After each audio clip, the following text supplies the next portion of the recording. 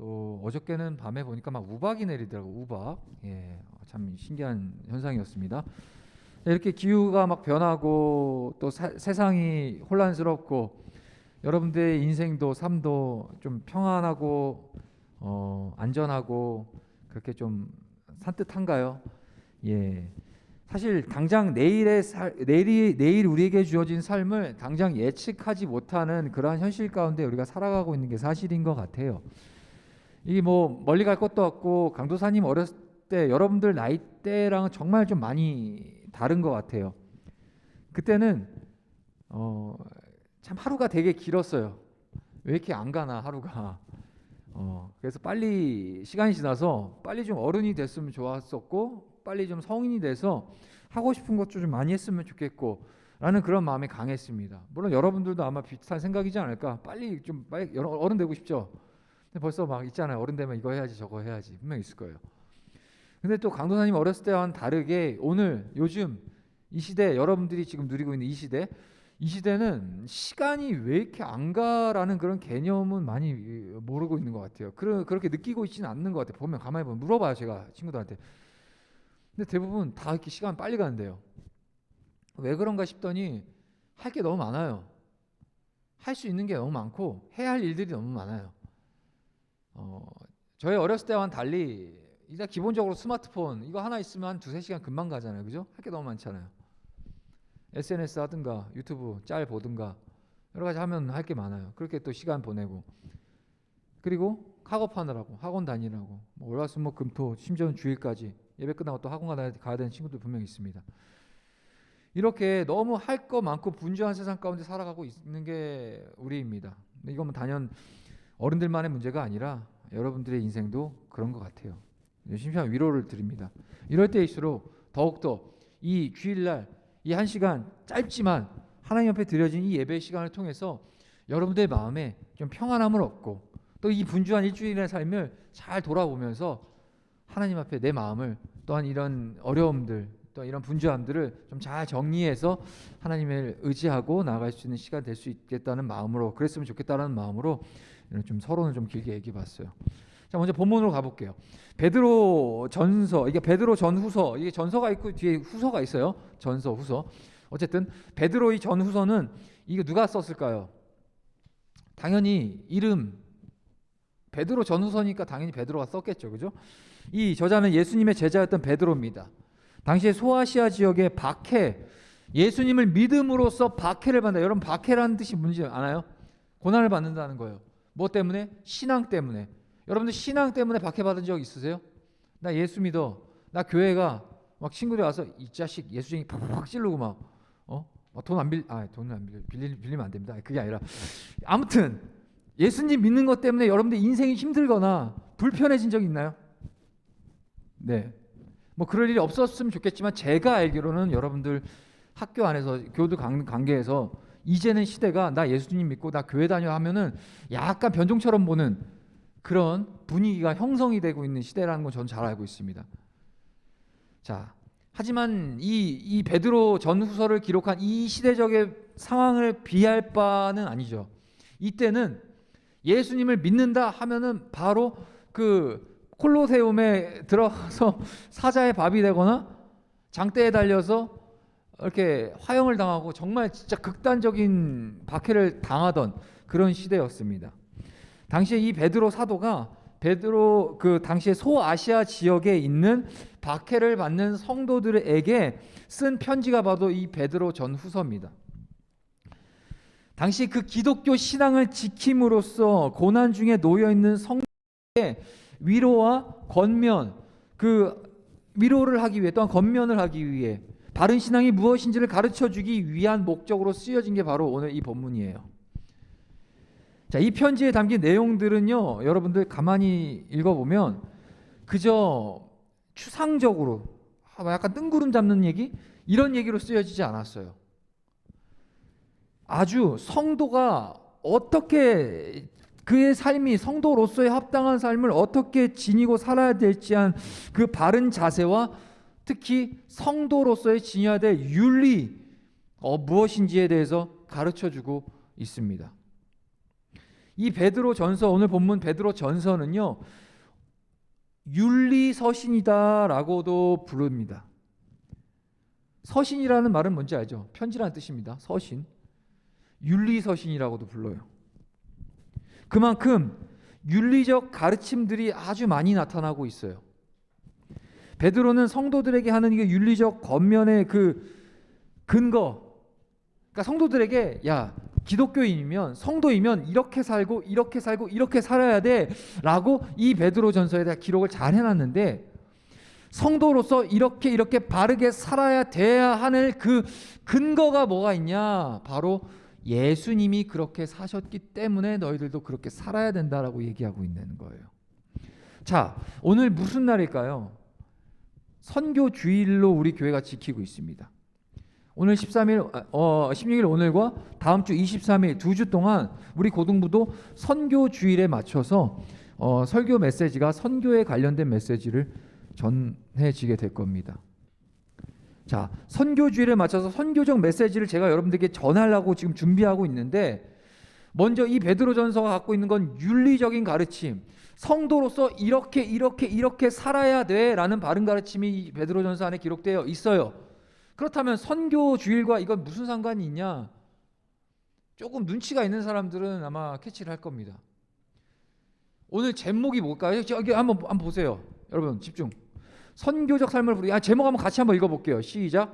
선교적 삶으로의 부르심. 여러분들이 선교적 삶을 살아가는 것이 성도로서의 바른 윤리적 삶을 살아가는 것과 연결되어 있다는 거예요. 성도로서 지녀야 될 바른 윤리적 삶을 통해서 선교적인 삶을 살아갈 수 있게 되는 거예요. 이해가 되세요?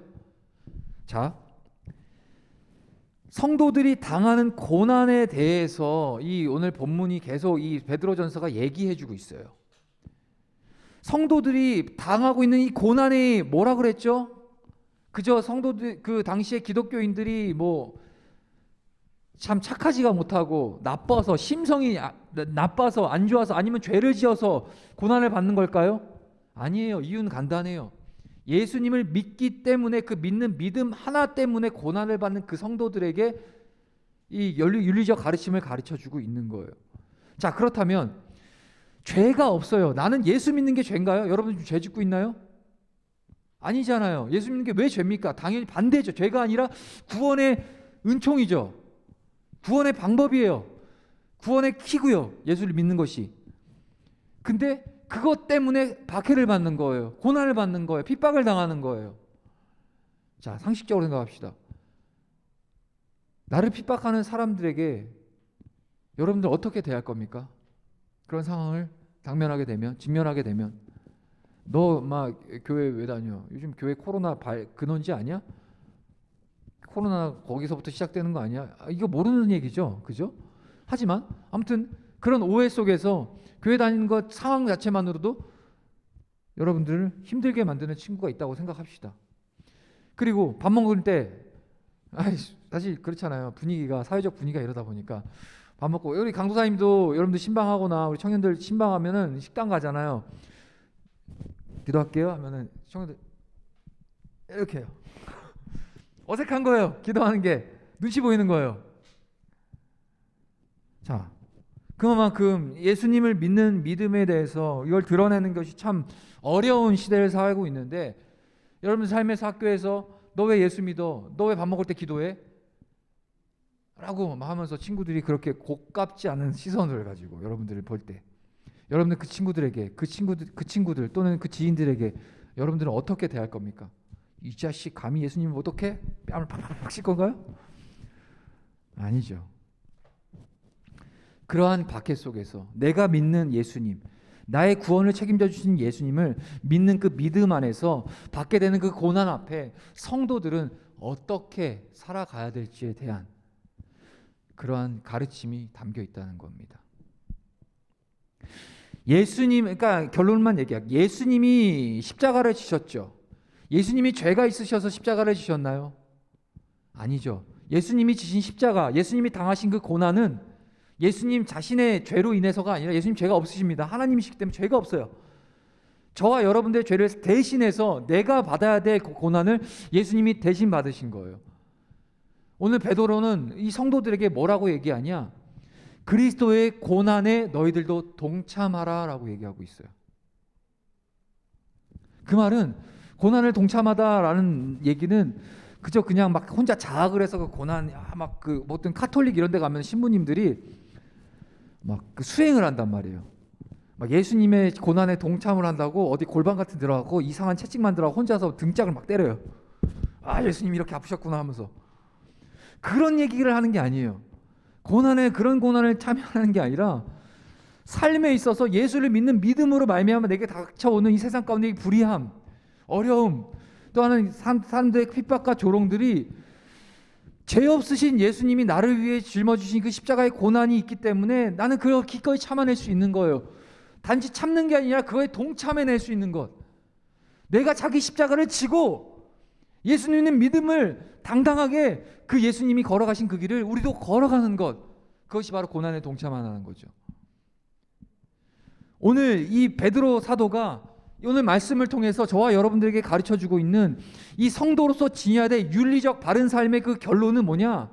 우리가 학교에서 배우거나 세상이 얘기하는 그런 윤리와 도덕의 기준, 물론 그것도 중요하죠. 하지만 성경이 말하는 윤리의 그 기본은 그런 것들이 아니라 바른 말씀과 바른 성경적 말씀과 하나님을 믿는 믿음을 가지고 세상 가운데 덕이 되는 삶, 그 기준으로 예수님이 걸어가신 그 삶을 따라가는 삶, 그 기준으로 우리가 살아가는 것이 윤리적인 삶이라는 거예요. 자, 우리 본문 한 번 더 읽어볼게요. 이제 본문 한번 띄워봐 주실래요? 우리 한 번만 더 읽어봅시다. 아주 중요한 말씀이고 여러분들에게 있어서 인생에서 여러분들의 인생과 여러분들의 삶을 뒤흔들어 놓고 바꿔놓을 만한 말씀이 생명력 있는 말씀입니다. 물론 성경 66권 다 그렇지만 우리 한번 읽어봅시다. 시작. 그러나 너희는 택하신 족속이요 왕같은 제사장들이요 거룩한 나라요 그의 소유가 된 백성이니 이는 너희를 어두운 데서 불러내어 그의 기이한 빛에 들어가게 하신 이의 아름다운 덕을 선포하게 하려 하심이라. 아멘. 처음에 뭘로 시작해요? 그러나 라고 시작합니다. 그러나 너희는 이라고 시작해요. 자, 그렇다면 여기서 너희가 누굴까요? 물론 1차적으로는 당시에 그 박해받는 성도들이겠죠. 하지만 오늘 우리에게 와서는 이 너희는 누굴까요? 간단하죠. 예수님 믿는 성도, 저와 여러분들에게 얘기하는 거예요. 예수를 믿고 구원받은 교인, 그리스도인, 저와 여러분, 오늘 이 자리에 이 예배 자리에 나와 동참하고 있는 여러분들을 향해서 얘기한 거야. 그러나 너희는, 그러나 성주 너는, 그러나 소망이 너는, 그러나 너희는 누구다? 택하신 족속이라는 거예요. 택했다라는 거예요. 누가? 하나님이 우리를, 근원이를 택했다라는 거예요. 하나님이 선우를 택했다라는 거고 서준이를 택했다는 거고 연보를 택했다는 거고 우리 모두를 택했다는 거예요. 이곳의 예배자를 택하신 족속이요. 그리고 또 뭐라고 하시죠? 왕같은 제사장들이, 왕같은 제사장. 여러분들 이해를 돕기 위해서 제사장의 직분에 대해서 여러분들 설명을 좀 간단히 드릴게요. 제사장이란 간단히 이야기해 드리면은 제사를 드리는 사람이에요. 제사 알죠? 구약 성경 읽어보면은 막 소 잡고 양 잡고 하면서 막 태우고 각 뜨고 해갖고 태워갖고 하나님이 이렇게 드리잖아요. 그 모든 행위들을 집도하는 사람 제사장인데, 이 제사장이 하는 역할을 예배를 집도함과 동시에 하나님께 백성들의 말을 대신 내어드리는 거예요. 이해가 돼요? 자, 좀 더 쉬운 표현을 하면 제사장은 우리로부터 하나님을 향해 우리의 얘기를 전해주는 그런 매개, 제사장. 왜냐하면 우리의 죄를 대신해서 제사를 드려주잖아요. 그죠? 그 제사가 올려드리고 하나님이 받으시는 거예요. 근데 우리를 향해서 뭐라고 하냐? 너희들은 왕같은 제사장이라는 거예요. 그리고 거룩한 나라, 우리를 거룩한 나라라고 합니다. 자, 이 구약으로 한번 돌아가 볼게요. 여러분들 기억을 더듬어서 구약에 이스라엘 백성들이 있죠. 이스라엘 백성들이 바로 하나님이 택하신 제사장 나라였고 거룩한 백성이었어요. 왜냐? 하나님이 택하신 백성들이었기 때문에. 이스라엘 백성들을 통해서 이스라엘 주변에 있는 많은 이방 나라들이 하나님을 볼 수 있었어요. 하나님을 경험할 수 있었어요. 왜냐? 이스라엘이 전쟁을 하잖아요. 옛날에 여러분 고대 근동, 옛날에 역사 좋아하시는 사람들 알 겁니다. 아니 뭐 고대 근동 갈 것도 없어요. 전쟁사가 뭡니까? 전쟁의 목적이 뭐예요? 패권을 장악하고 영토를 확장하고, 그죠? 자신의 힘을 과시하고 뭐 이런, 아무튼 그런 상황으로 전쟁을 하잖아요. 그죠? 이스라엘도 마찬가지였습니다. 전쟁을 했어요. 주변의 이방 국가들과 전쟁을 했어요. 그 전쟁이 승리함으로써 이스라엘과 함께 하시는 하나님, 그 하나님이 영광을 받으시고 이방 백성들을 향해서 너희들이 믿는 하나님이 역시 강하고 위대한 하나님이시구나, 그러한 참신이구나라는 것이 증명된다는 거예요. 고대 근동의 그 전쟁사는요, 단순히 패권을 장악하고 영토를 높이는 그런 차원의 전쟁이 아니었어요. 그들이 치르는 전쟁의 일대 목적은 자신들이 믿는 신이 누가 더 어떤 신이 위대하냐를 증명해내는 싸움이었어요. 이해가 돼요? 당연히 그럼 이스라엘이 믿는 하나님, 이스라엘이 전쟁에 승리하면 그 승리 가운데 하나님의 영광이 나타나는 거예요. 그럼으로써 주변의 국가들이 하나님을 알게 되고 하나님의 위대하심을 경험하게 된다는 거예요. 이 과정이 이스라엘 그 민족과 백성을 통해서 주변에 있는 열방이 하나님을 알게 되는, 그럼으로써 하나님을 경험하고 믿고 구원을 받을 수 있는 제사장적 역할을 하는 나라가 바로 이스라엘이었다는 거예요. 이해가 되세요? 그런데 그 이스라엘을 빗대어 이제 오늘 저와 여러분들에게 뭐라고 하시냐? 너희들이 바로 왕 같은 제사장이고 하나님이 택한 족속이며 거룩한 나라다라고 얘기하시는 거예요. 오늘 선교주일이라고 했죠. 아까 우리 정한도 선생님 찬양인도 하시다가 멘트 하시다가 이런 얘기 하셨습니다. 선교라는 것이 뭔가 특별한 특정 대상, 되게 어렵고 뭔가 스페셜한 사람만 하는 것, 또 멀리 가야 되는 상 아니에요. 그런 거. 우리가 그런 선교라는 그 단어의 오해부터 우린 풀어가야 됩니다. 선교는 우리 모두에게 주신 하나님의 명령이에요. 선교적 삶으로 부르신 거예요, 우리 모두를. 그런데 우리가 어떻게 선교적 삶을 살아가야 되냐?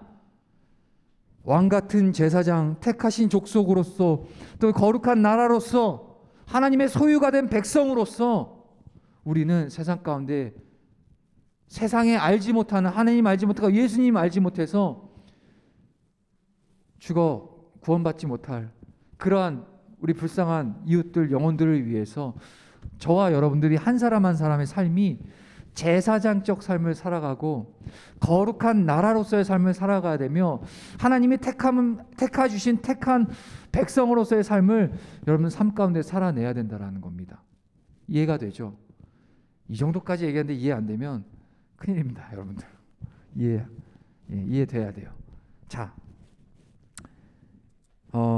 선교적 삶으로의 부르심, 오늘은 첫 번째 시간입니다. 우리가 왜 선교적 삶을 살아야 되냐라는 그 근거를 여러분들 가르쳐주고 있어요. 일단은 여러분들이 하나님이 택하신 자들인 거예요. 하나님의 구원을 입은 하나님의 백성들인 거예요.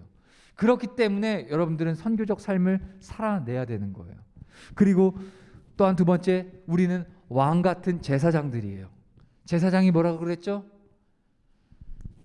백성의 편에서 하나님께, 그 백성의 편을 하나님께 올려드리는 그 역할이 제사장인데, 세상에 알지 못한, 하나님 알지 못하고 예수님 알지 못하는 사람들 향해서 중간에 우리를 통해서 그들이 하나님을 알고 하나님을 경험하고 예수님을 믿게 하는 그 중간의 역할, 그 제사를 직무를 담당하는 그 역할이 바로 저와 여러분들이라는 거예요. 뭐 교회 나와서 강도사님처럼 목사님처럼 찬양인도 하고 뭐 이렇게 설교하고 이런 어떤 제사적 행위를 여러분들이 강요하는 그런 것이 아니라, 여러분들 한 사람을 통해서, 우리의 인생을 통해서 예수님 알지 못하는 사람들이 예수님을 보게 되는 거예요. 경험하게 되는 거고요. 아, 하나님이 이런 분이신구나 라는 것을 알게 된다는 거예요. 중요한 사명이 여러분들이 있는 거죠. 그리고 우리를 거룩한 나라다. 거룩한 나라가 뭐예요? 나라가 있으려면은 그 나라를 다스리는 왕이 있겠죠. 우리 삶의 왕이 누구시죠? 예수님이에요. 내 인생에 예수님이 나의 왕이 되셔야 돼요. 예수님이 나의 삶을 주관하시고 통치하시고 다스리시는 유일한 하나님, 그분이 바로 예수님이잖아요. 그분의 통치를 받는 것, 그게 나라에 합당한 나라, 거룩한 나라. 우리는 세상의 기준으로 살지 않습니다. 세상이 이야기하는 헛된 가치를 가지고 우리는 살아가는 사람들이 아니에요. 우리가 살아가는 그 근거는, 그 기준은 바로 하나님의 법. 예수님이 왕인데 예수님이 가르쳐 주신 그 법이 뭐죠? 바로 우리 보고 있는 하나님의 말씀인 거예요. 하나님의 말씀을 왜 자꾸 여러분들에게 주일날 이 시간에 계속 선포하고 읽게 하고 여러분들에게 가르치는 이유가 여기에 있는 거예요. 이따가 끝나고 공과 공부도 할 겁니다. 어쩌면 여러분들 입장에서 공과 왜 해야 되는지 모를 수도 있어요. 왜냐? 안 해봤으니까. 제가 알기로는 중등부에서도 아마 공과 꽤 오래 안 한 걸로 알고 있습니다. 막상 코로나까지 겹쳐가지고 몇 년 동안 안 하다가 갑자기 와서 하자 하니까 여러분들 입장에서는 상식적으로 이해 안 될 수도 있어요. 또 가르치시는 선생님들도 너무 오랫동안 안 하시다가 하시니까 이게 좀 정도 여러 가지 힘든 상황이지만 해야 되는 당위, 해야 되는 이유가 여기에 있는 거예요. 하나님의 백성이면 하나님의 법을 알아야 되죠. 하나님의 말씀을 알고 하나님의 말씀을 알아야 하나님의 뜻대로 살아가고 하나님의 뜻대로 살아갈 때 우리가 선교적 삶을 살아갈 수 있는 거예요. 근데 이게 왜 중요한지 아십니까? 우리를 구원해 주신 구원의 목적이 바로 여기에 있기 때문입니다. 그래서 오늘 이제 말씀을 정리할게요. 하반절에 보면 우리 한 번만 더 띄워 주실래요? 우리 하반절 우리 한 번만 더 읽어봅시다. 이게 너희를부터 한번 읽어봅시다. 너희를 시작. 너희를 어두운 데서 불러내어 그의 기이한 빛에 들어가게 하신 이의 아름다운 덕을 선포하게 하려 하심이라. 너희를 어두운 데서 불러냈대요. 이게 뭐예요? 너희를 구원했다는 거예요. 죄로 인해 살다가 예수님 없이 예수님 모르고 그냥 죄악 가운데 그냥 뭐가 똥인지 뭐가 된장인지도 알지 못하고 그냥 막 살다가 하나님이 은혜를 베푸셔서 여러분들을 구원시키신 거예요. 그 어두운 데서 불러내신 거예요. 그리고 그의 기이한 빛이 누구죠? 예수님이 빛이에요. 하나님 말씀의 그 빛에 들어가게 하시니 그 하나님의 아름다운 덕, 즉 주의 복음을 선포하게 하려 하심이라는 거예요. 우리를 택하시고 우리를 제사장 삼으시고 거룩한 나라로 세우시며 하나님의 소유가 된 백성으로 우리를 불러주신 것은 바로 예수 그리스도의 복음, 아름다운 덕을 세상 가운데 선포하게 하신 목적이라는 사실입니다. 할렐루야. 예. 아주 명확하죠. 그러기 위해서 우리가 더욱더 말씀에 집중하고 더욱더 하나님을 예배하는 일에 힘써 나아갈 수 있는 고등부 되기를 원합니다. 그리고 마지막으로, 그렇다면 어떻게 보면 여기까지는 너무 또 이렇게 일단 해야 될 왜 그런지는 알겠는데 so what? 그러면 어떻게 해야 돼요? 어떻게 선교적 삶을 살아갈 것인가? 지금 당장 여러분들이 할 수 있는 크게 두 가지가 있죠. 첫 번째는 뭐냐? 간단합니다. 주변에 있는 친구들 교회를 데리고 오세요. 그 가정이 여러분들 쉽지는 않겠지만 그 가정이 결국엔 오고 싶게끔 여러분들 삶을 통해서 할만하네. 단순히 막 거기 가면 재밌냐 재미없냐 이런 차원이 아니라 우리는 누구나 애든 어른이든 청소년이든 청년이든 우리는 누구나 예수님의 위로가 필요하고 예수님의 은혜가 필요한 사람들이에요. 세상이 얼마나 각박합니까? 아까 설교 초반에도 얘기했지만 그런 상황 가운데 교회에 와서 함께 예배하고 함께 하나님의 말씀을 듣고 그래서 함께 말씀을 배울 때 하나님의 위로로 또한 우리에게 주어진 삶을 살아가고 그런 모습들을 여러분들을 통해서 주변 친구들이 발견할 수 있고 그 가운데 결단하고 같이 와서 예배하고 구원 받아야 되잖아요. 우리만 구원 받으면 안 돼요. 아주 이기적인 겁니다. 자, 그렇게 친구들 전도하는 일. 그 두 번째 있습니다. 선교. 우리가 보내는 선교, 보내는 선교사. 뒤에 보면 선교 신청서, 선교 헌금 신청서 있습니다. 여러분들 일주일에 뭐 커피 한 잔 안 먹는 거, 그거 딱 먹는 거 한 잔 딱 깜딱 딱 아껴서 여러분들 한번 작정하고 지금 자기 삶 다 하나님께 내어드리고 저 오지에서 오늘도 지금 선교주일이라서 지금 본당에 우간다 선교사님, 우간다 알죠? 아프리카 우간다에서 선교하시다 오신 선교사님이 지금 선교주일 맞이해서 설교하고 계시는데 그렇게 자기 인생 다 내어바치고 그 복음이 필요한 그 선교 현장에 가서 열심히 선교하고 계신, 내가 해야 될 일을 하나님께서 그분을 통해서 또 이루어 가시는 거기에 대한 책임, 거룩한 책임이 우리에게 있단 말이에요. 그래서 선교헌금 뭐 작지만 우리의 마음을 들여서 작정까지 해서 그렇게 우리가 하나씩 선교의 삶을 이뤄나가는 것, 그것이 바로 우리에게 주어진 하나님의 주신 본분이라는 사실 꼭 기억했으면 좋겠습니다.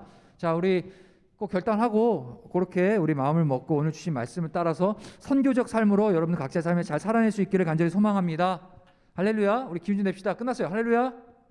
예, 좀 기도할게요. 하나님 감사합니다. 주 안에서 오늘도 선교주일로 예배하게 하시고 이렇게 또 선교적 삶이 무엇이라는 것이 가르쳐 주심에 감사합니다. 귀로만 듣고 허공에 떠도는 얘기가 아니라 내 인생에 있어서 하나님 사랑하는 마음 가지고 잘 선교적 삶을 살아내겠다고 결단하고 각오하고 작정하는 그런 우리 사랑하는 고등부 될 수 있도록 인도하여 주시옵소서. 감사드리며 예수 그리스도의 이름으로 기도합니다. 아멘. 이 시간 하나님 앞에 우리가 봉헌 올려